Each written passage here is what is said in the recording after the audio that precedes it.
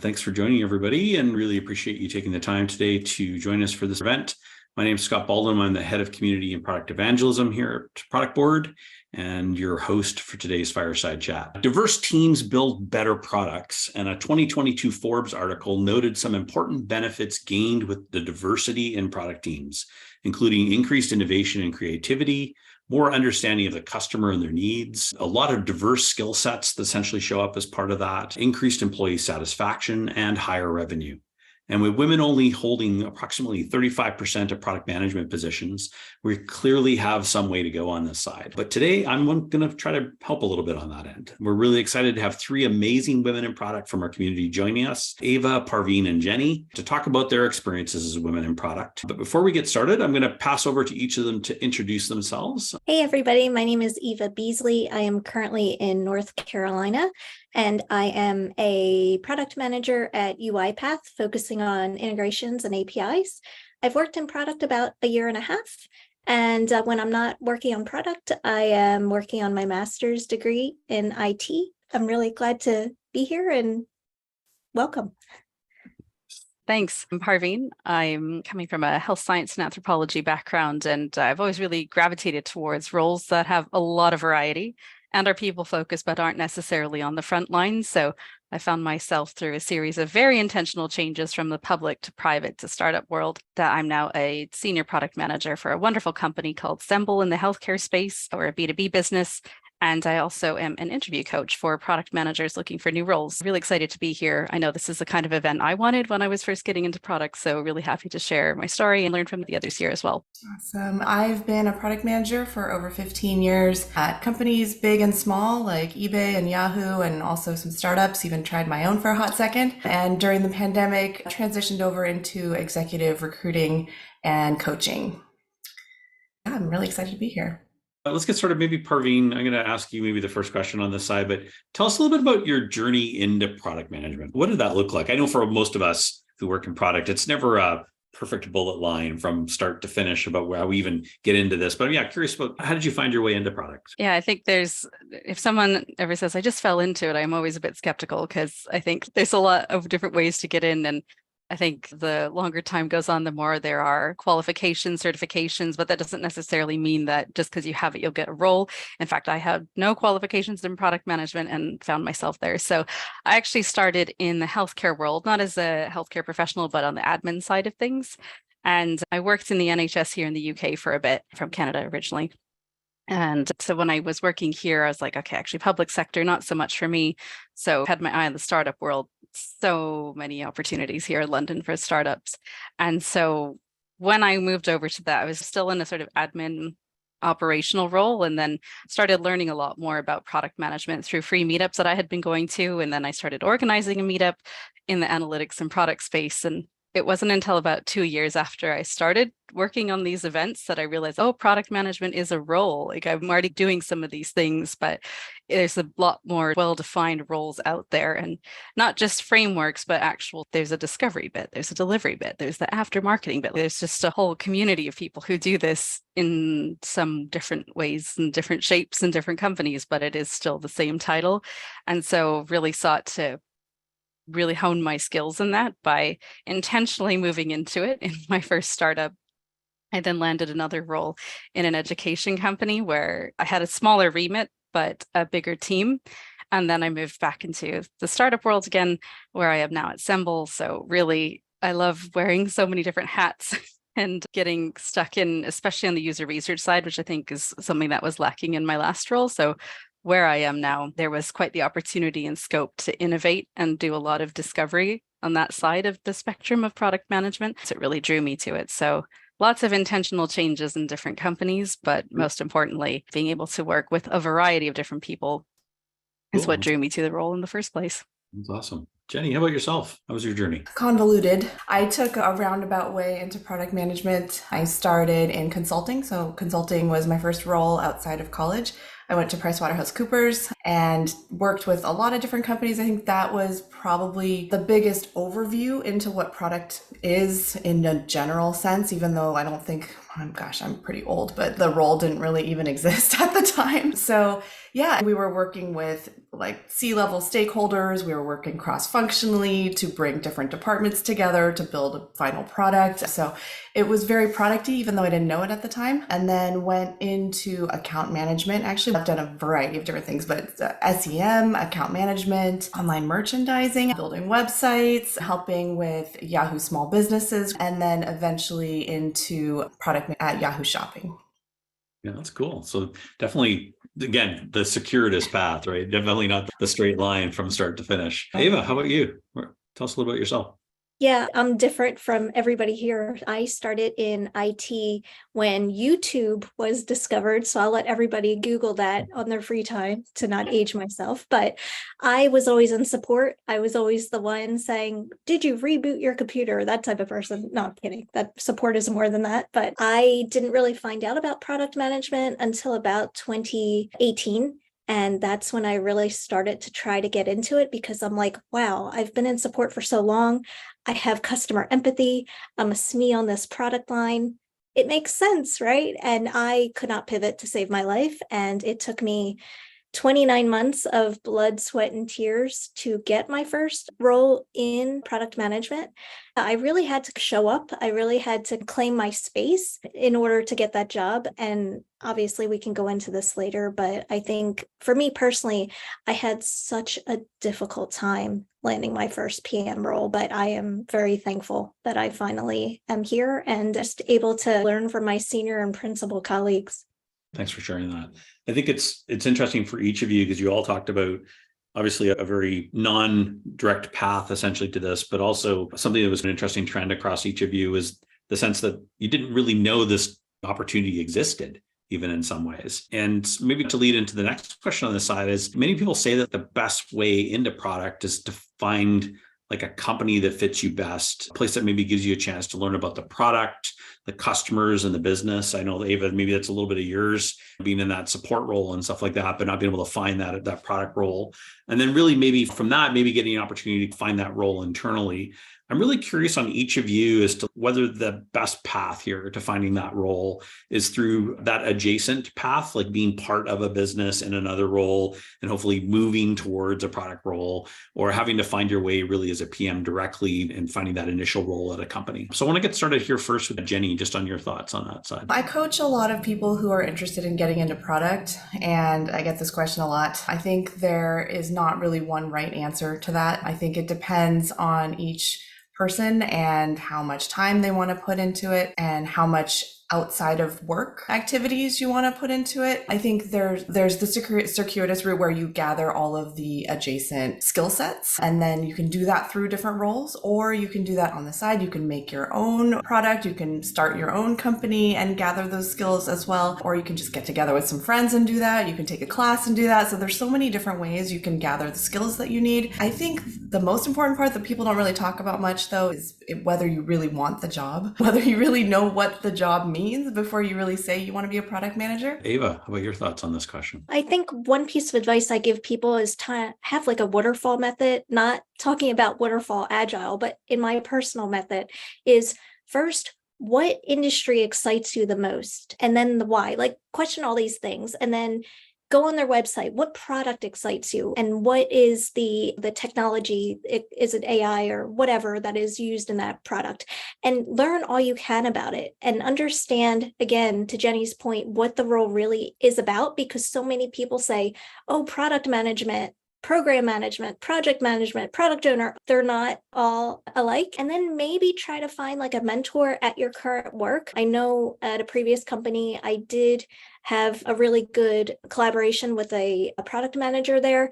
And he used to give me these tests on why should we do this? And I would write a presentation and I would always write it from the form of a support person. And he said, no, you need to write it from a product management perspective. And I think that those little tests really helped me, just maybe trying to help out the product department, not doing their work, but just saying, hey, would love to learn what you guys do. Could I shadow you? Could I be like a fly on the wall for a call? Stuff like that, just to see, again, to Jenny's point, are you really interested in the role? Because there's so many facets of it that you don't realize you have to do, and it's mind-blowing. So I think that would be what I would say in a nutshell. Yeah, that's great. And Parveen, we'll give you the last word on this one. Yeah, I think I definitely echo what they both say. It depends. That's a classic product management answer. But I think my 2 cents here are like my actual path into product management was moving adjacent in a company I was in. It was during the pandemic, so I was also furloughed for a bit. So I didn't have a lot of time to dedicate to the role, but I had a lot of time to learn. And so I remember listening to this podcast during the time. It was Billy Porter talking. I can't remember what the podcast was, but he's like, practice for the role you want because it will come up at some point. So I took that as, okay, I'm going to read everything I can read. I'm going to participate in different communities, even though I don't feel like I'm a product manager right now, even though I've got the title, and just really practice. So then when that time does come and you are ready to actually get into the role, you're starting off on the front foot rather than, oh, I haven't got actual experience. Jenny said you can build your own product, you can help out other teams, as Eva said, but there's a lot of learning you can do on your own that isn't actually necessarily building a product, but gets you that experience. And the other thing I utilized was a career coaching program called the Intentional Product Manager, and that really helped me just focus my mindset on getting into it. So those 2 things I found very helpful. Yeah, so it sounds like for each of you, like a little bit of like collaboration, starting to build that vocabulary a little bit around product, but also a chance to dip your toes in and evaluate is really important in this sort of early stage of the journey, essentially, as you're going along, if I hear it correctly. Tell me a little bit about the experience you think is important for people to gain to be successful in this role. And in particular, maybe some of the misconceptions that you ran into as you went along. We're going to start with Eva on this one. Yeah, so I recently gave a talk about how technical do you have to be as a product manager. And I know I personally have an IT background, but that's just because I have a love of very odd things like authentication and integrations and APIs. So of course, if you want to be a product manager in those areas, you need to know some of the jargon. But I do think that you do not need to be a developer or a coder to be a product manager. I will repeat, you do not need to be a developer or an engineer to be a product manager. You just need to have an understanding of the acronyms and the jargon, just so you know what's going on. But I think depending on that waterfall method, like industry, company, product, depending on what you're interested in, obviously, if you're interested in an app with a front end, you don't have to really be concerned with APIs and things like maybe a platform or an integration product manager is. So first find out what your niche is, and then use those skills to understand what would be most important for that. And then obviously soft skills are so important. Communication, collaboration, getting along with people that are not easy to get along with, customers that might be a little bit irate with you at the time. I excel at that because I've been yelled at customers all my life in support. No offense, but that happens. But yeah, those are just some of the pointers I would point out. Parveen, how about you? Thoughts on this side? Yeah, I was going to go down the soft skills route. I think I've never really been a person with a big ego, but I think a lot of times when you're looking at product management from the outside, you're like, oh, you're at the helm of the team, you're at the forefront of delivery and the discovery. And it's almost like you have to have all the answers, and you don't. You have to ask the right questions to the right people at the right time. And you're the conductor, if you will. Yes, you've got the sheet of music in front of you, but you're not playing the music. And I think that's a really good analogy. I wish I had known that sooner, because when I started my first role, I was like, oh my gosh, I'm in this new meeting and I have to have all the answers. And no, I don't. I just need to know who to ask and what to ask and when. And so not having a big ego is probably the biggest. It's not about you. It's about the product, the customers, the business. You're there to be the glue to bring it all together. And none of that would happen if you weren't there. So if you want a little bit of an ego stroke, there is one, but It's not about you. It's about all those other things. Yeah. And you talked a lot about the soft skills. Were there any particular hard skills on your side that you felt were really critical to gaining as you went through this? Yeah, the hardest one for me to learn, just because it was so easy to slip back into old ways, was in my user research to not ask leading questions. That's a very specific way to get the answers you're looking for, but not necessarily the answers that what your users are actually doing. So I'm very fortunate in my current role. I work with a very talented designer who has a background in research. And before I go through to actually speaking to users, I go through my script with her. It's like, so why are you asking the user about that button? Why aren't you asking about what they'll do next? That's a very different way of trying to get the same information and not just check your biases while you're and validate your ideas. So that's probably the hard skill that I'm still learning, not to ask leading questions. I have to come to our session on Thursday. We've got a good session on a user interview. Looking forward to it. Jenny, over to you.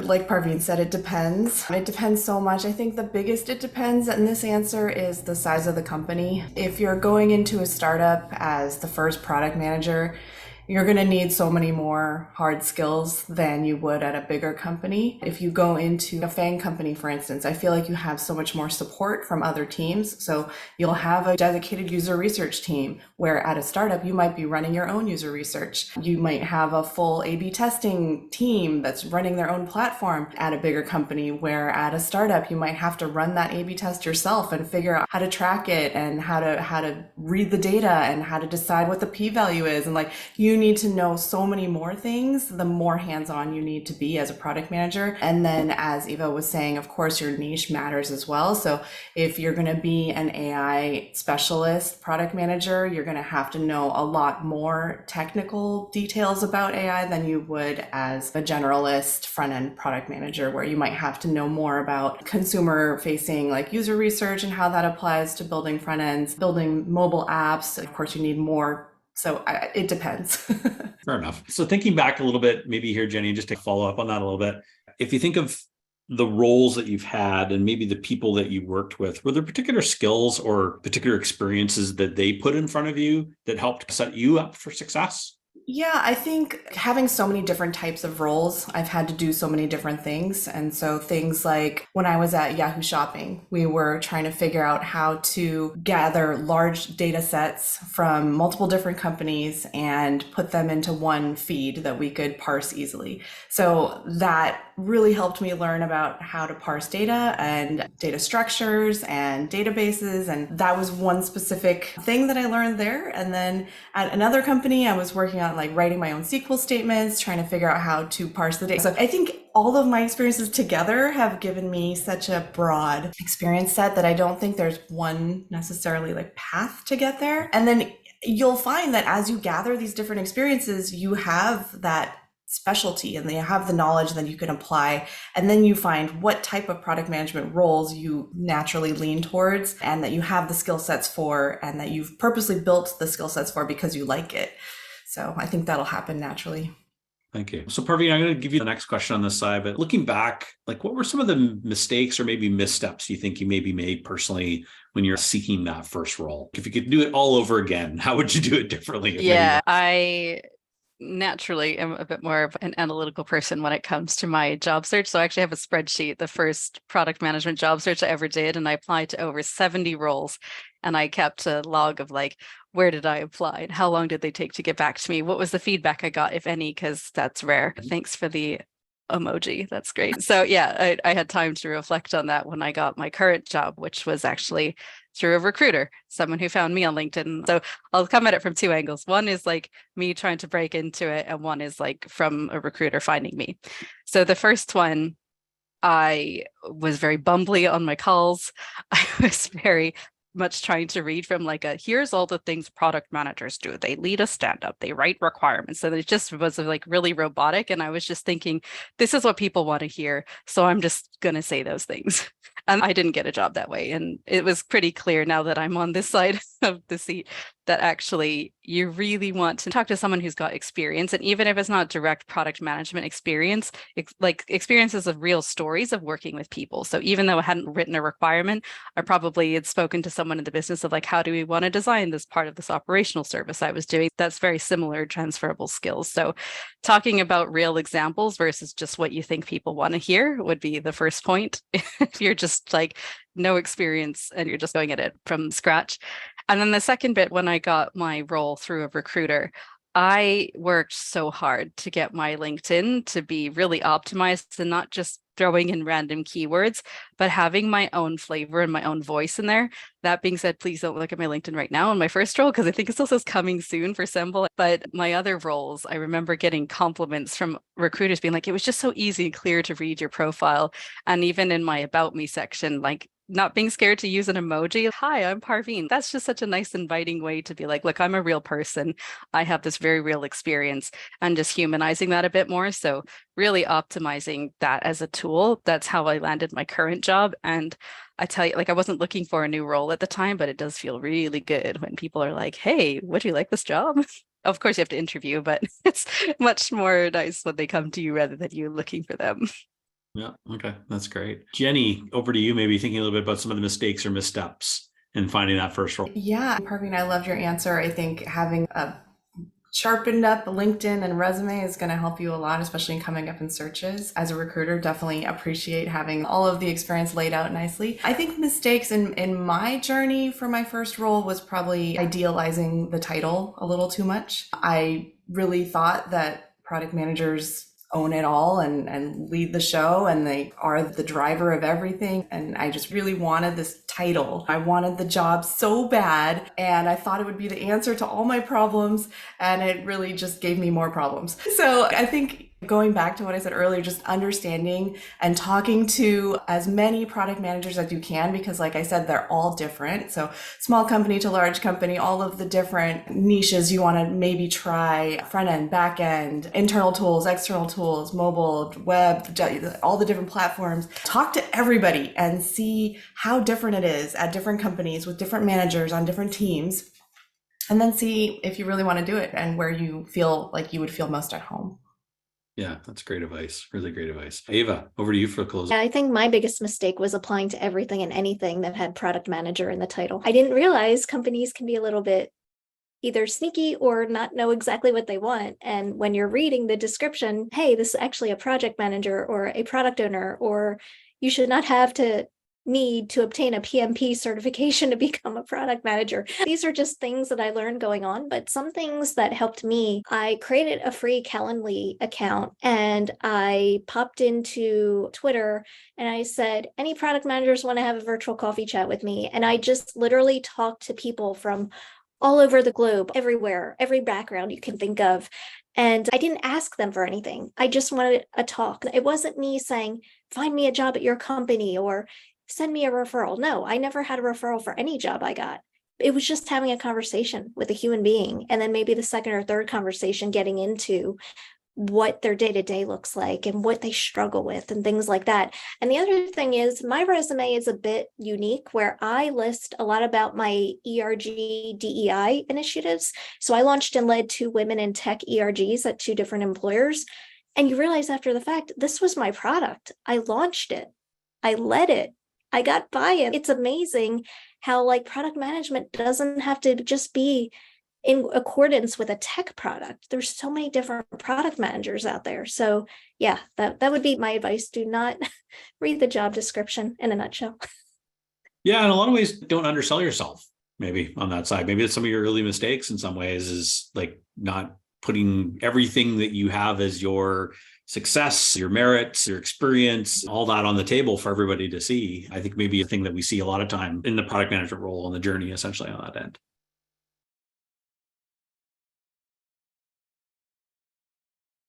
Thinking a little bit about your career, some of the biases maybe that you have run into or that you've seen other women around you run into as they've grown in their careers in product. Jenny, I want to start with you on that one and just hear a little bit about what maybe you've faced. This is a tough subject. I think I've also been around this area a long time and times have changed a lot. So I have to say things feel a lot better now. I was around in the times when we'd have a booth and people would call me first because I was female and they thought I was a good face for the company. I was around when people would need a note taker in a meeting and would tap me first, and in a room full of guys, it would be time to grab coffee, a coffee break. This is like stuff that's in movies now, right? But this is stuff that I lived.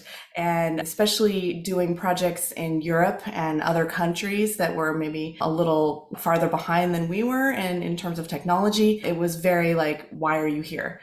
Why are you sitting at the table? Definitely have faced a lot of challenges over my career. And I think for women, as I started to grow in my career, I think I saw women try to step into that man's role and push other women aside. And so that was really hard for me too, because I thought, hey, we're here together. Let's do something together. Let's make this happen. And instead, what I ended up seeing was not everyone, but a lot of the way you get promoted is to step on other women. So I'm so glad that's not the case anymore, and at least hopefully, but I haven't seen it as much anymore. Oh, sorry to hear about all those. Aren't great ones for anybody to encounter in their careers, certainly. Eva, over to you maybe to hear some of your things you've run into as you've grown in your career. I think most of mine stemmed from when I worked in support, to be honest. And I didn't start being a strong person until 2020. Prior to 2020, I always thought of myself as one of the guys, get along with everybody, do whatever it takes to have a great environment.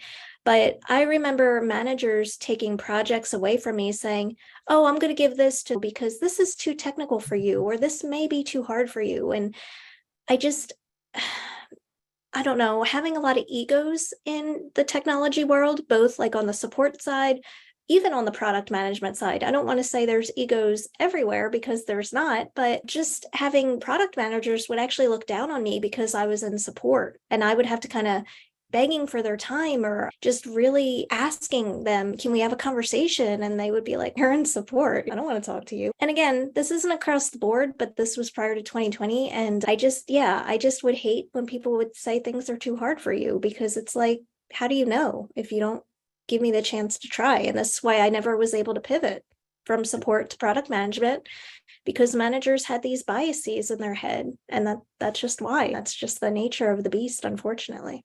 So in your case, has the path been when you run into those biases, like trying to overcome them internally, or is it more like finding a more supportive environment where you can do the best work that you're capable of doing?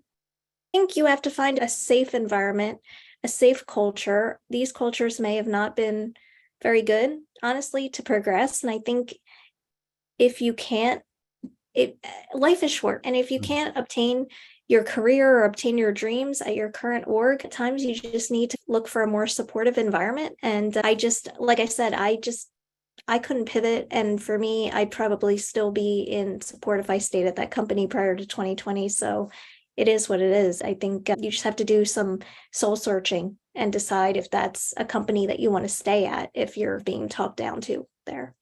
Sage advice. Thank you. Parveen, your thoughts here, some of the biases maybe you or others around you have faced. I think I definitely echo some of the things that the other two have said, and the sort of note-taking realm, of course, that's the most obvious one, that it seems that no matter how senior I get, that there's just this sort of, oh, Parveen, could you take the notes? And I know I take excellent notes, but that's besides the point. Someone else can do that as well. So I make a really conscious effort not to be that person. In fact, my current manager, she's incredible. The fact that it makes me very happy too, because I have another woman in product to look up to. And that's not to say that our male counterparts aren't as good, but she's got this, she's also a woman of color. And so to be able to have someone to like really directly have as a role model, I'm so thankful for.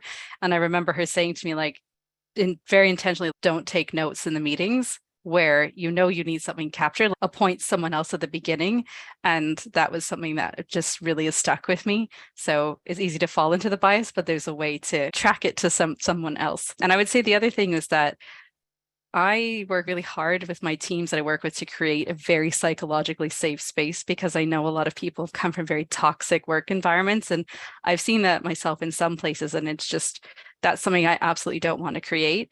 But the bias that I see is sometimes when people question my questioning, because I'm questioning things from a place of curiosity, but they're thinking that I'm trying to be a bit sneaky and like trying to do something underhanded when I'm really just trying to understand the situation.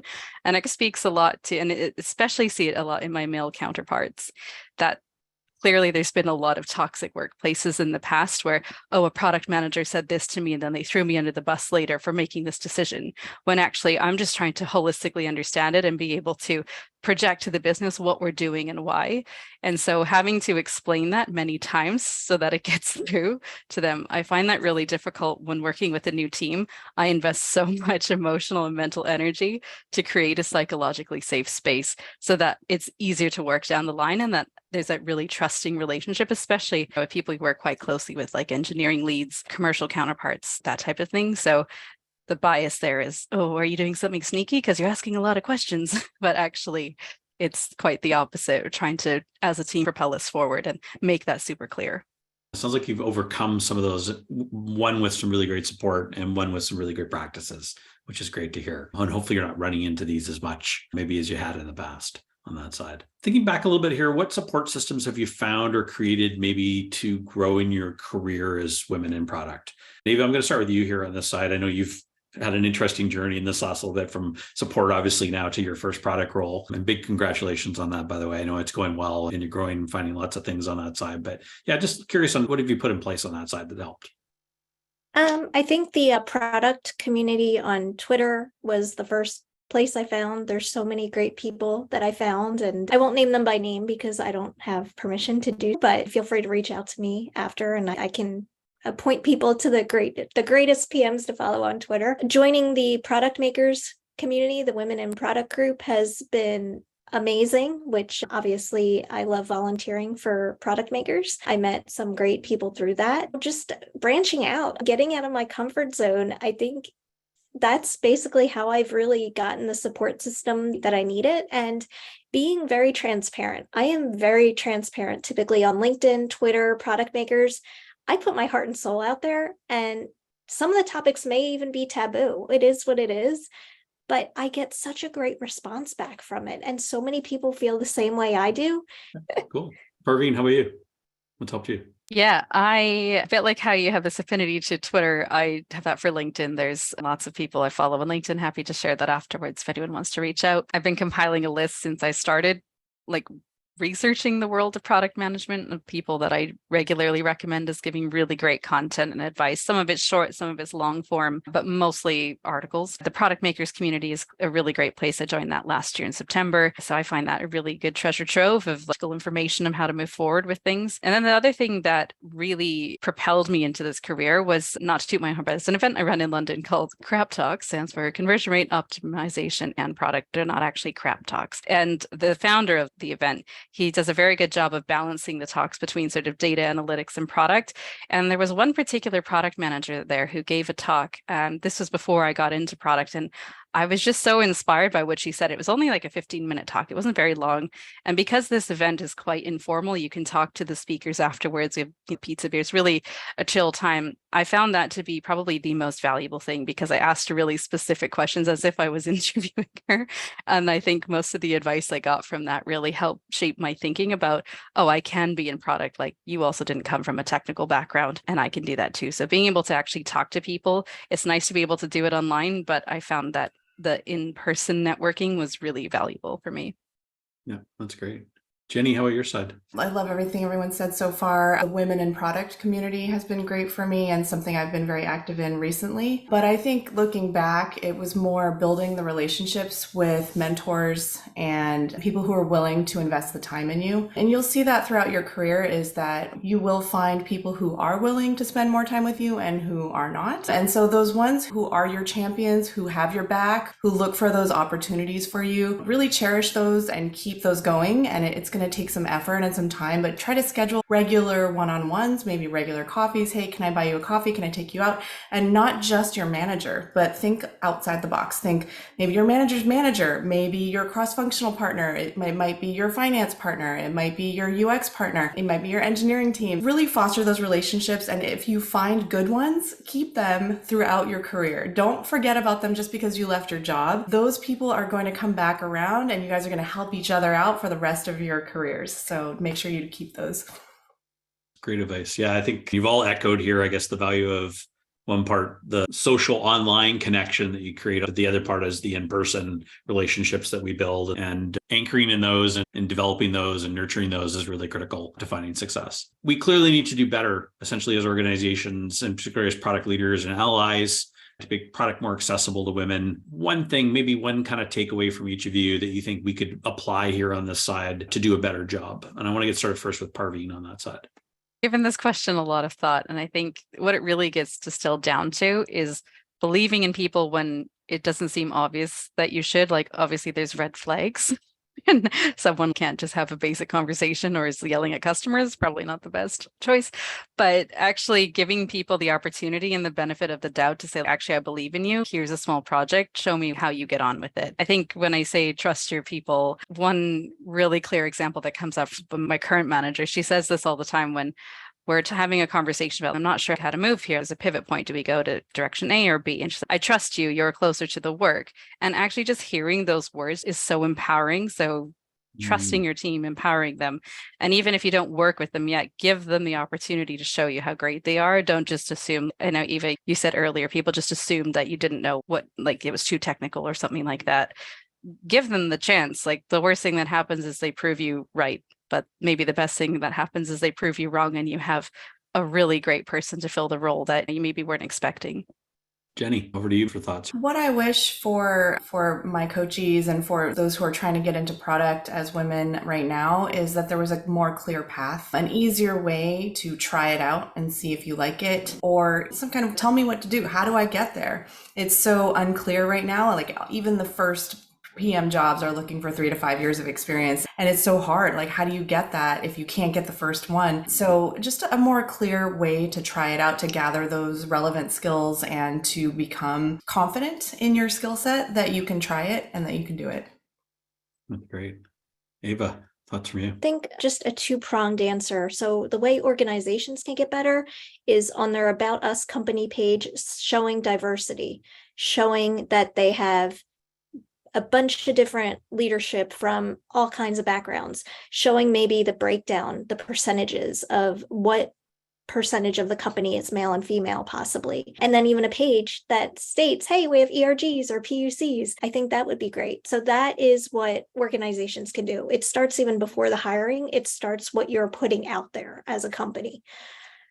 From the leader perspective, so when I started at my company as a product manager, I was pretty blunt. I'm a very blunt person with my managers, saying, look, I have some past trauma, some even PTSD from some prior managers. You know what he did? He gave me a sheet that says, how would you like to be managed? And it was like a 2-page sheet. And it had some great questions on there that said, okay, what would you like as far as feedback? What would you like as constructive criticism? What would you like as your performance review to talk about? I love mistakes. I think mistakes are the best thing on earth. If you aren't making mistakes, you aren't progressing in your career. It's the only way to learn. No one can do everything perfectly. So this sheet was a way to tell him, look, I would love feedback all the time, like not just once a year, all the time. I would like for you to be straight with me. I can take it. I am a lover of Rocky Balboa. I am an underdog, so I can do it. So, I mean, anything, this is just some thoughts that I have on an organization level and a product leader level. Thank you for sharing. We're going to jump one final really quick question here, and that's one key takeaway or insight that you want to share with those in attendance today who are looking to find their way in their career in product. I'm going to start with Jenny. If I had to pick one, I would say networking. So as Eva was talking about earlier, it's not about asking for a job. It's about getting to know the role, getting to know different teams and managers and styles and types of product managers. And the more you get to know people in the industry, the more things will just happen for you. And the more clear you can be about what you want to do next. I would say one thing I hear a lot is, I'm a generalist and I can do anything and I'll take any job at any company on any team. So I'm very open. That's the opposite of the way you want to go. You want to be as focused as possible on what you want to do next. And yeah, have fun, be confident. I think we can all do it. Great advice. Eva. I think don't give up, be an underdog. I have had more rejections than anything. And like I said, it took me 29 months from the time I started looking to the time that I got a position in product management. I think I don't have a huge support system, to be honest. I am not popular. I was not able to get a job via referral. You just really have to have a tough skin, but just don't give up and give yourself breaks, because it can be very overwhelming and overbearing to look for a position. It's almost a full-time job to look for a role, especially when you're employed, in school, volunteering. Don't give up. Great advice. Parveen, let you close out. I have 1.5, if that's okay, and that's cheating. But to build on what both Jenny and Eva said, job searches suck, and just be okay with that. Just accept that they suck, and then move on from the part that it sucks, and then you get your grit on. But my biggest takeaway is don't be afraid to ask for help. So be that in networking, be that online or in person. Most people who get into this role don't do it by themselves, even if it's just advice from a friend or someone in the industry or someone at your work. It's not something that you need to prove to everyone, I could do this by myself. Just get some help, whatever that looks like for you. It's not a shameful thing. And in fact, it'll help you get to your goals faster. So if it's a coaching program, if it's job search accelerator, whatever it is, don't be afraid to get help. Excellent advice. I think it was a good 1.25, maybe. I think you're fine. Perfect. Thank you, each of you, for your contributions today. I think this is really great. I do want to jump to some Q&A time. We've got a few questions from our guests today. So we'll jump in here for the first question from Erica. Do any of you have recommendations for questions to ask when working with specialized product with very specific features? I struggle not asking leading questions for customer research when the customer knows exactly how the platform works and has ideas about what they think it should work or do essentially before they even get on the phone. I don't know who wants to jump in on this one. Maybe, I don't know, Parveen, I see you excited about it. Yeah, really keen. So I assume this is the product you work on in your own user research is what I'm understanding from the question. And the first thing I always like to start with is tell me about your day-to-day work. And what are you trying to do? What is the task you're trying to complete? And then if they're already using your product, how do you use our product to do that task? Is a really easy way to start getting to see how they use the product without asking, in my product, there's an appointment booking service. So I don't ask, how do you book an appointment? I ask, what are you trying to do when a patient calls you? And then I see how they use the product. So if you start really broad, I find that's a really helpful way. Then you can start zooming in on, oh, okay, so you said you book appointments. Show me how you do that. Or, oh, you said you send the patient a reminder email. Show me how you do that. Then it's not a leading question because they're the ones who told you what they're doing. But the question, show me how you do that, or tell me more, invaluable in this situation. I like to ask to hear their thoughts. Walk me through what you're thinking when you're doing this. So not just the step-by-step of what are you going to click on next, but for instance, like what do you think will happen if you click on this button? So before you even touch anything, what do you expect to happen next? And then go ahead and click on it. Is that in line with what you expected? Are there any things missing in the flow? Is there anything that you like or don't like? So yeah, like Parveen said, just try to keep it really general. Building on that also, what were you expecting to see? So if it's a click-through prototype and you click on a page and it's maybe you can see their faces like, what? I think that's a good one. What were you expecting to see? Yeah, I'm just going to share a link to a big list of questions that the team at Maze put together recently too that might help inspire some ideas or thoughts for you there, Erica, as you're going along. Let's jump into the next question. This one from Lenore. How do you describe what a product manager does to a person that doesn't understand the role? Most people think it's a project manager, or maybe they think it's something else on that side. I don't know, Eva, you didn't get a chance to answer the last question. Maybe you want to jump in on this one. How would you describe it? Yeah, it would probably be a very long-winded answer, but I think for a high level, a product manager is basically working on a product and not a project. And I know that sounds very simple, but if you are asked to put together ceremonies for sprint planning and things like that, that typically isn't what a product manager does. Product works with engineering and UX to decide what gets built next. They really talk to customers and have discovery sessions. They are, and I know this is so cliche, but they are obsessed with problems, not solutions. Solutions more or less come from your UX and engineers. Product managers really focus on the problems, and then all three of you work together to see concisely what can be on your roadmap. But I think that's what I would say in a nutshell as far as what a product manager does. Yeah. Jenny or Parveen, anything else you'd add there? I love this thing I read. I seem to read like 4 articles of the same thing in quick succession when I was doing my own product MBA, if you will, before I got into the role. And it was like different explanations of a project. So if someone already know what a project manager does, you assume, okay, you have a fixed scope, cost, and time. But in product, you have no fixed time. Your scope could be fixed if you're on like a particular feature or domain in the product. And then your cost is just, it's actually not about cost, it's how much money or how you're going to make for the company or what impact you're going to have for your users. So just thinking about those parameters differently is the easiest way I find to explain it, especially to people who already know a lot about project management, because oftentimes, and I'm sure you guys have had this as well, I'm a product manager. Oh, you're a project manager. Okay. Is it worth having this conversation? Let's see. Yeah. Exactly. Another question here. How would you sensitize teams that are very masculine to having women in the team? In Europe, for example, where these issues maybe aren't discussed much, maybe this person is curious about how do you approach that? I'm the only woman on my team, to be honest. And when I came in, a few of my product manager colleagues have coding backgrounds. I do not. And I was very forthright saying, look, I am not a coder. I know the talk behind APIs, but I am not going to be the one that actually codes and creates those APIs from scratch. So I just basically set expectations. I'm very bold.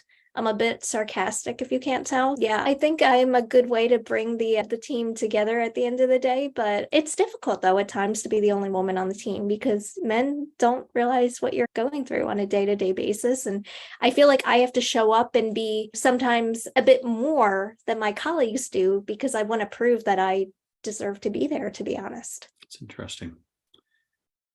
Other perspectives here. Anything else anybody would do to adjust that dynamic? Trying to find one concise answer to this question. I would say that the biggest thing is set your boundaries clearly and stick to them. I think if it's clear what they should expect from you and what's okay and what's not okay with you, back to the note taking or the getting coffee thing, if you just make it very clear from the get-go and never deviate from that, it's a lot easier to set the tone.